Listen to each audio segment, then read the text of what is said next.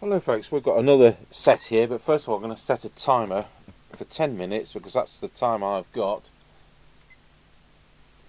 if I need to go and do some shopping for a 94-year-old lady who before she was housebound was a church member. So I've got a Midland 3001 here from the Precision series. It's still got its side slides which you don't often see. As you know, we do the power leads for these. And it's got the original mic minus the hang-up thing. Now here comes the thing. The customer has said to me, you can keep that as a donation. So yeah, thanks very much. But there's a rider to that, and we'll just put the date down here. It can also have it back when it's done, if he so wishes, for the service cost. Because you never know, it may be an exceptional performer. I sometimes think people think, well, that's going to be so expensive, we'll just give it away. But Midland 3001. So it's a late version. In fact, I'll just note that it's March 82. So it's probably going to have the adjustable meter. Right, so we'll get that opened up. Or shall we? No, theoretically it's my set, so we'll power it up as it is. So I can't remember which pin's which without getting a power lead out.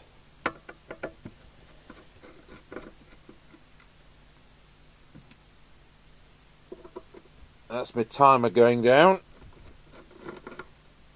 I want to get something written down before it all turns into a pumpkin.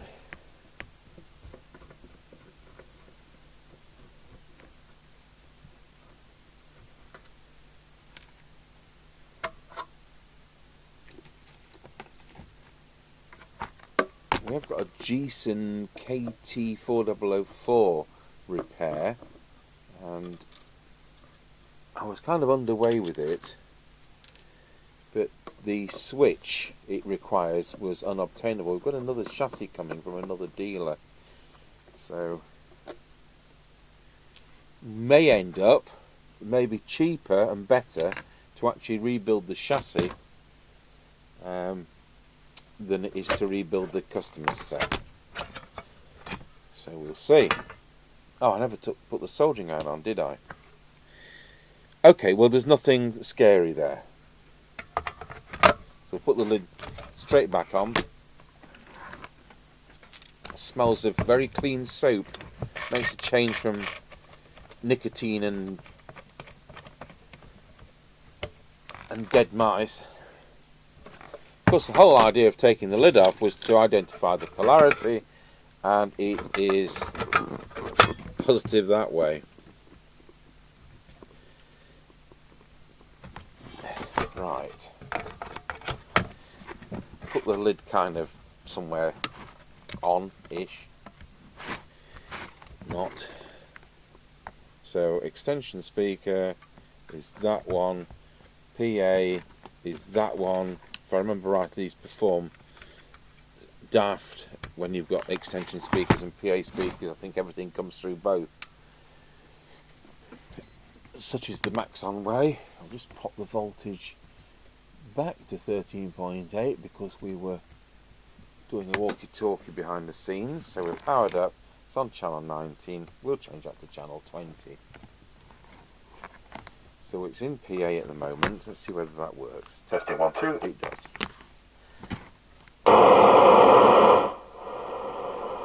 So it wants to be in DX because local switches in the RF gain control filters a tone, and the knob's in the wrong place.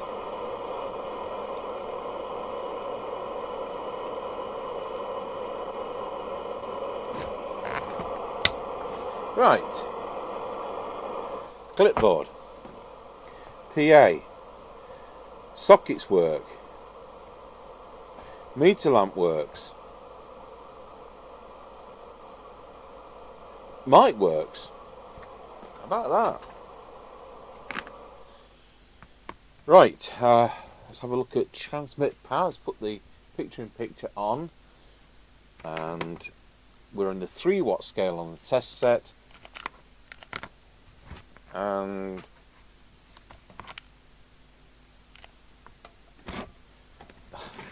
instead of plugging into the test gear, I'm plugged into the roof aerial.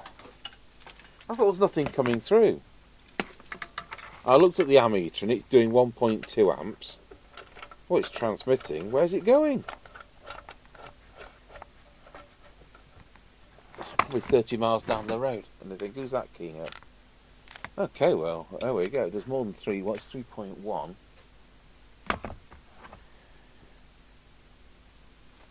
Right, channel 40 is 3 watts. Channel 1, 3.1. They don't have low power, which was naughty, but they don't. So they couldn't have been used as base stations at the time. 1.03, because you had to be able to turn down to 0.4 of a watt if your area was more than 7 meters from local ground level. Wonder how many people did. Well, some farmers did, because you only want the radio to work around the yard and not miles away. So, let's see how on frequencies. Now, the test gear's only been on 10 minutes, so we'll take this with a pinch of salt, but it's going to give us some kind of indication. 27,79073 is a bit too low. 27,79073. So, we'll set the signal generator to exactly the same frequency, so it gets a fair test. We'll get there eventually. There, that'll do. So at the moment that's 0.3 of a microvolt, so let's see what the sign that is. It's supposed to be better than 0.1.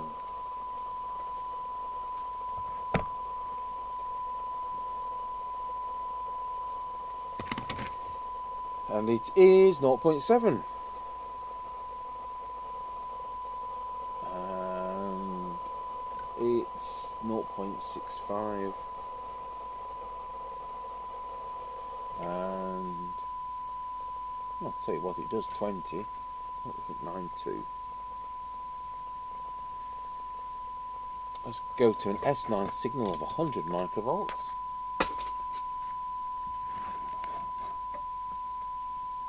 It's absolutely spot on. Won't be when I've retuned the receiver though. I always do this. Tick the RF meter first. And the RF meter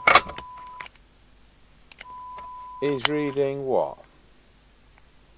Well, it's reading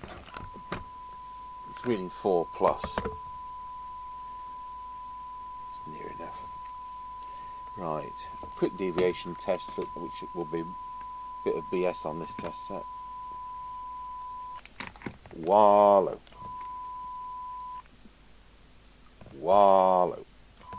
Yeah, well, we'll listen to it on the talkie-walkie. Testing 1 2, testing 1 2. So it has got deviation. It looks low. It was something like 0.2, which I'll put 0.5. I don't believe that. Switches work. We tested that. We'll come to the potentiometers. So, got 39 seconds to start tuning the transmitter.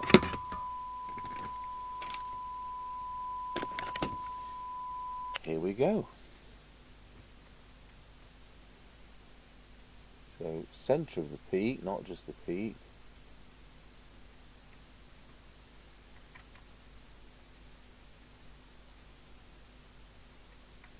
Let's bring that up a fraction.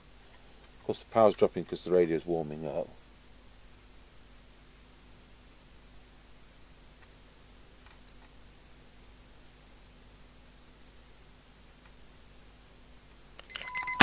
timer gone.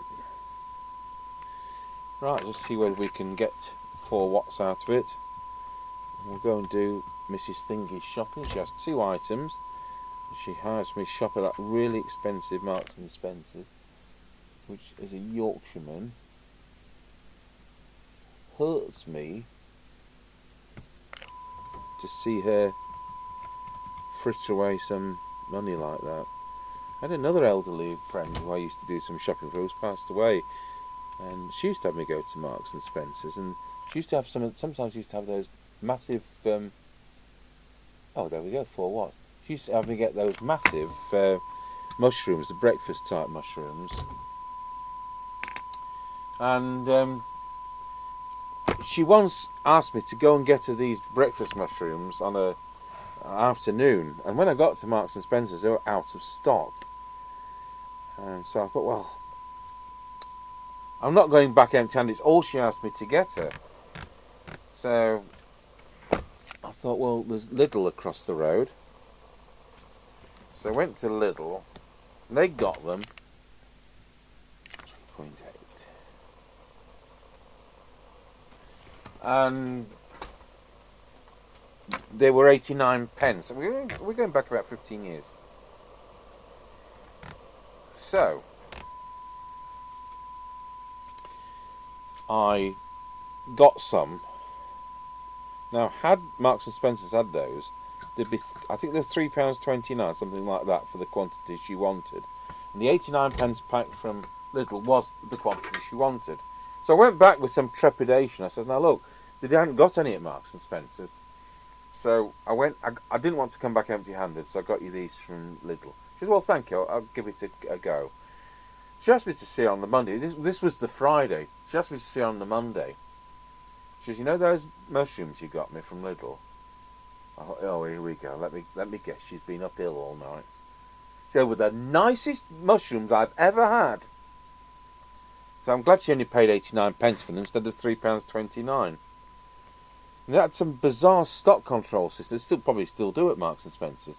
She used to have some small Hovis type brown bread, really small sliced loaves, and kind of thing which a working man would eat the whole loaf, in one session. And she used to get me to get 3 of these at a time. She used to pop a couple in the freezer, and invariably they'd be out of stock. Oh, we only get what we're sent. Well, what kind of stock control system is that? We only get what we're sent. And she was a regular customer. How could their stock control system ever catch up? Because she couldn't buy the quantity she wanted because they were out of stock. So imagine this scenario, that this mic plug on this radio is knackered. So if I can actually unplug it, that is knackered. The clamp's gone, and it's seen better days. Needs a new plug. And what are they? £1 or something like that. Anyway, just imagine that we had a shop and we had these plugs on a shelf, and we only used to stock 3 of them. Just imagine that. We only have 3 in stock. So during the course of the day, they get bought and they're replenished daily. But the customer wants 5. We never know about that customer because they couldn't buy 5, so they walked out. So your stock control system doesn't work, does it? So unless somebody says, hey, I want 5 of those plugs, and I can say, oh, I'll get them in for you, especially.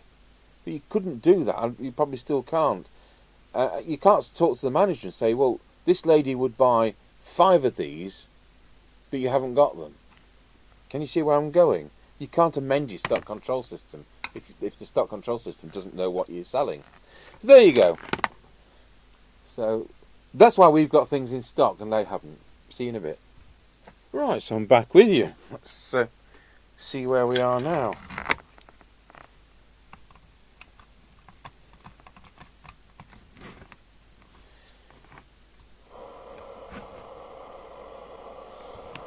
Okay, so now everything's been on a couple of hours. Let's do the frequency. It was 073 before, wasn't it? Yeah, it's come up Not scary at all. Get it a bit nearer. That's lower.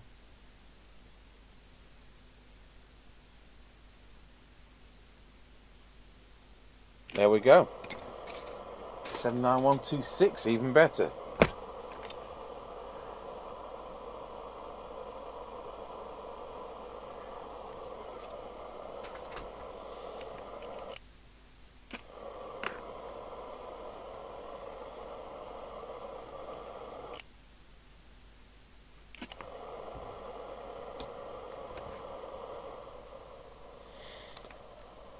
Right, so we'll put that into signal generator, 2779126.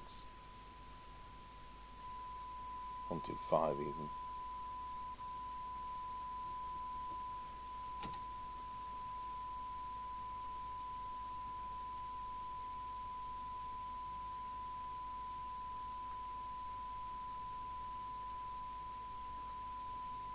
Just want to trim the power. It's actually gone down instead of going up.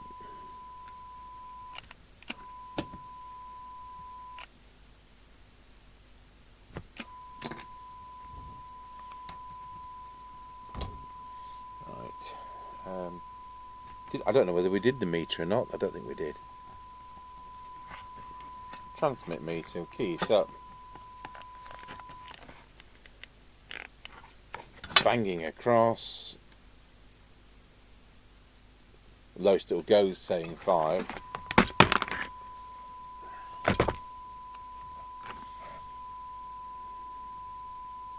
Not good. Right. Receive. Oh, volume control's dirty.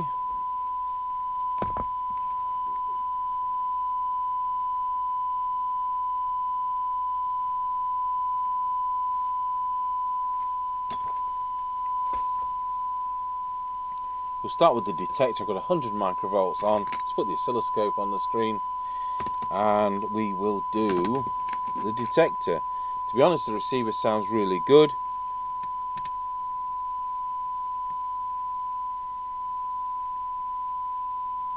And that was spot on. Mind you, it sounds a bit IF-y, so I think we'll do that first.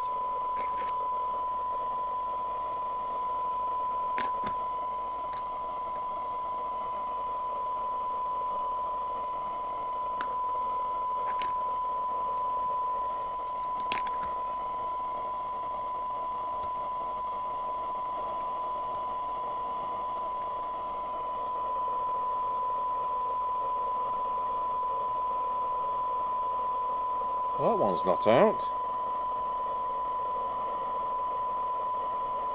And that one's not out. Must be my ears. Right, we'll do the front end.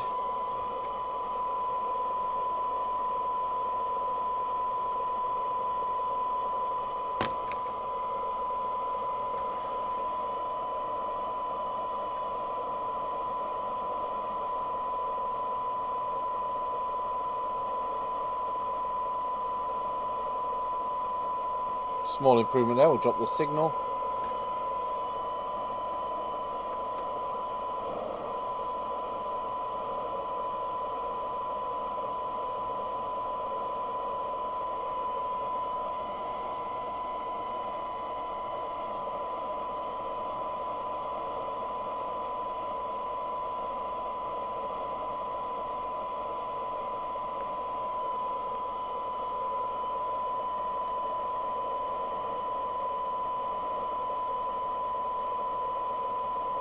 Well, there we are.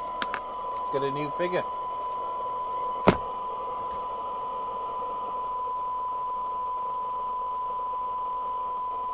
dB is 0.69.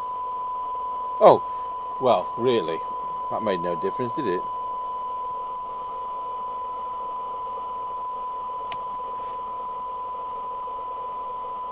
dB, 0.65.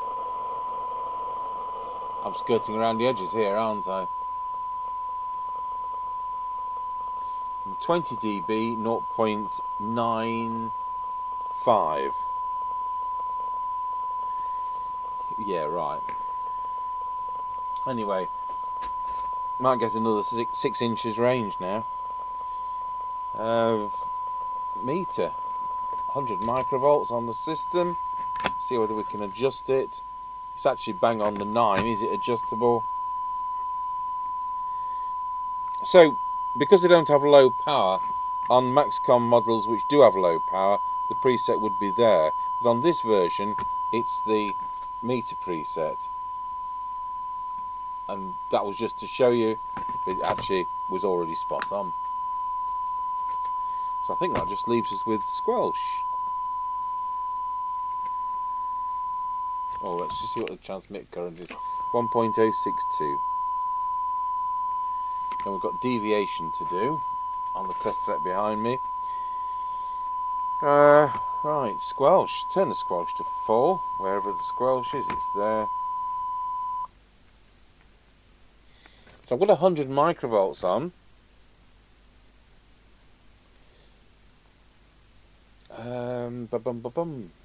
Yeah, 100 microvolts on.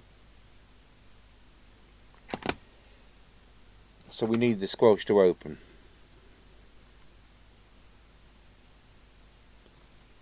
Well, it doesn't, does it? We'll put 300 microvolts on. Okay. We'll put 3 millivolts on. 1 millivolt on.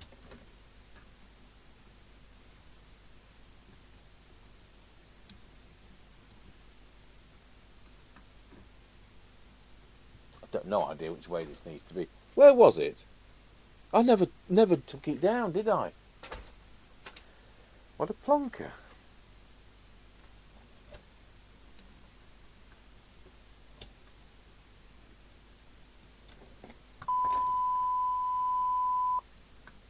So that's minimum squelch.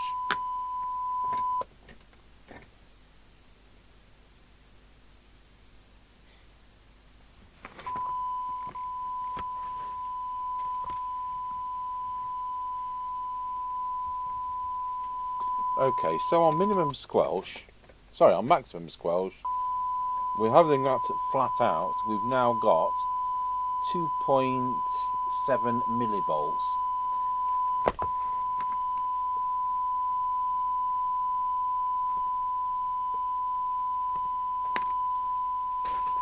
Right, minimum squelch.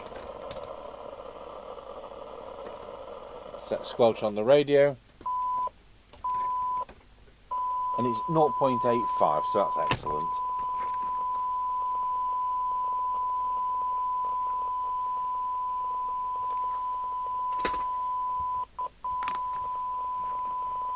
We've got another situation, we've got another dirty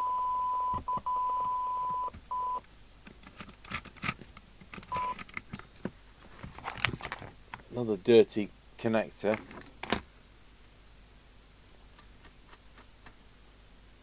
I'll tighten that up as well when I find the precision screwdriver.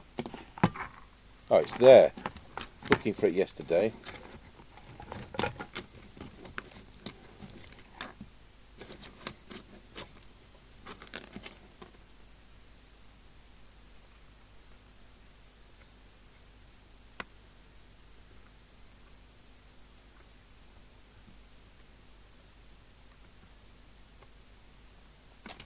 Should be better.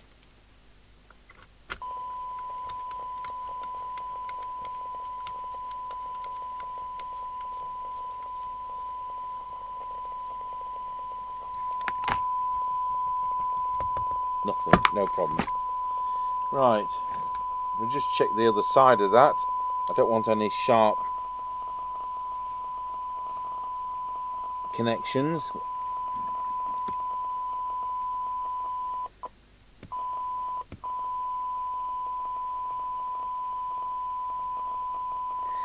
Good.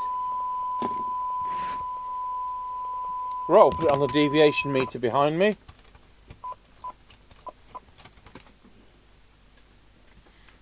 And we'll see what the deviation really is.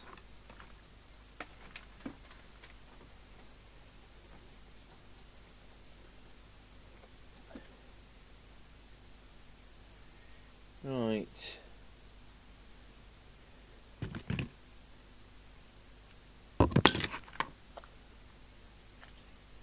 Well, it's actually 1.9.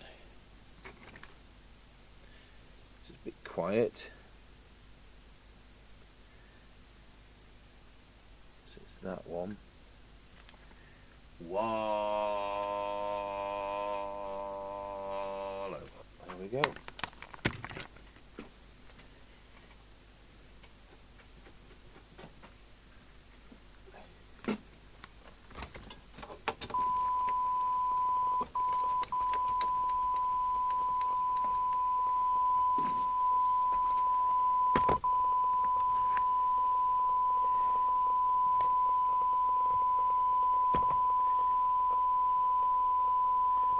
So it was 1.9 kilohertz, it's now 2.2 to 2.5 kilohertz.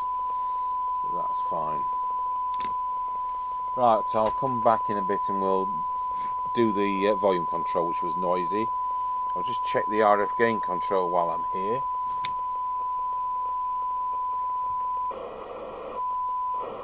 That's not noisy. Squelch doesn't appear to be noisy. Just the volume control. Right, well that's worked out alright. We had a Maxcom 4E the other day, didn't we? So how does it compare with it being the same chassis? So let's have a look.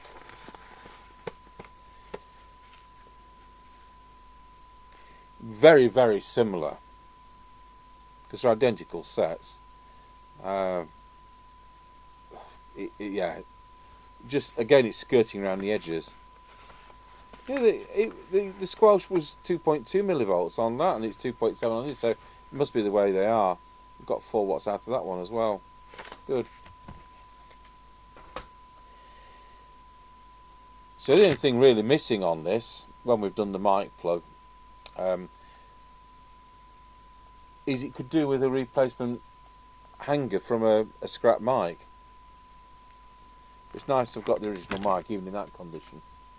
Right, we'll draw this to a conclusion. I've just done the service hole switch cleaner on the volume control.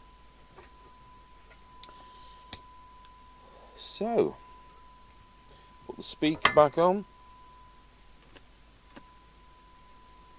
Oh, help if I'd have put the soldering iron on earlier, wouldn't it? Yes, Mr. Tango, it would.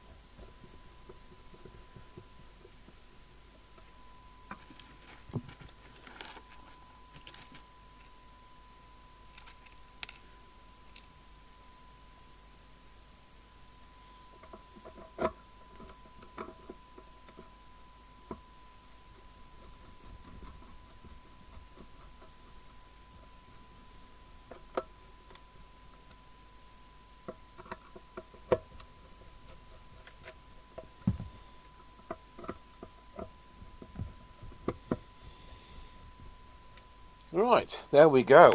Put back together. And the internal speaker works.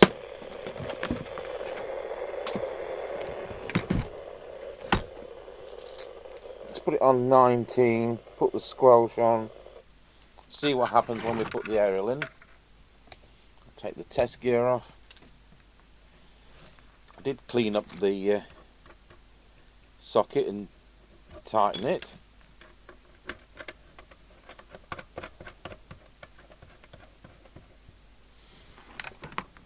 Is it going to say anything?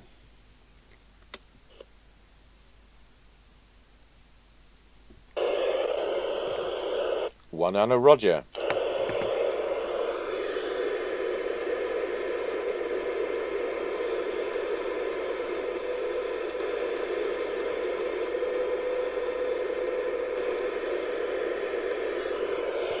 Is Mr. Chippy out there? I don't think he is.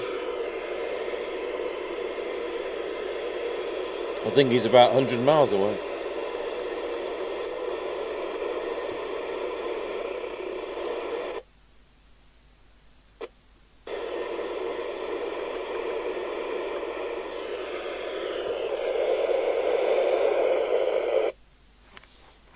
Right, so between now and the on the air test, I will change the microphone plug on this.